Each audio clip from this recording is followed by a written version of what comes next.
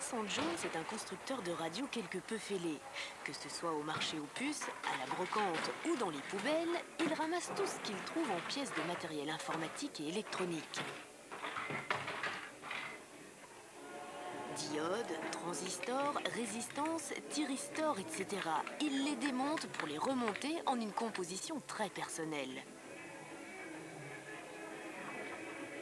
Vincent a été commandant dans l'armée américaine et lors de ses missions, il n'a pas mal volé. C'est peut-être de là que lui viennent toutes ses idées. Lorsque vous survolez le Japon et que vous regardez en bas, à 2000 mètres d'altitude, ceci ressemble à des buildings, des gratte-ciel, des petits immeubles, des rues, des gens, des voitures, des bus.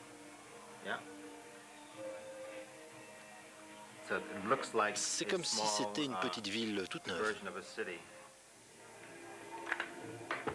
D'origine belge, Vincent Jones immigra aux États-Unis pendant la guerre, puis il poursuivit des études d'ingénieur au Japon. C'est là, au royaume des ordinateurs, qu'il a appris l'art de la récupération et de la réutilisation des composants électroniques. Au Japon, les ingénieurs se réunissent régulièrement et avec eux, ils prennent une pièce d'un appareil qu'ils ont fabriqué récemment.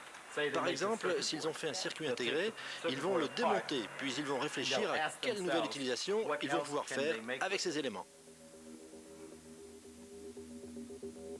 Vincent Jones caresse le projet de construire une école où les enfants apprendraient l'informatique et l'électronique tout en réalisant des œuvres d'art. Un peu comme si les cours étaient donnés par Andy Warhol et Bill Gates. En attendant cette université de tout dingue, voilà ce que ça donne avec l'entonnoir vibrant d'une ancienne enceinte acoustique associée à un lustre rococo en plastique.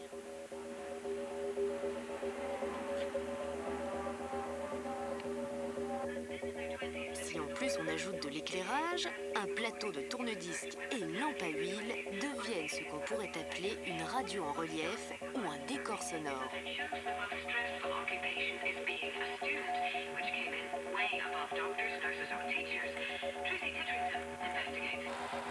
Pour l'instant, des recherches sur une radio avec des images sont en cours et il y a de l'espoir pour que ce soit opérationnel avant l'an 2000.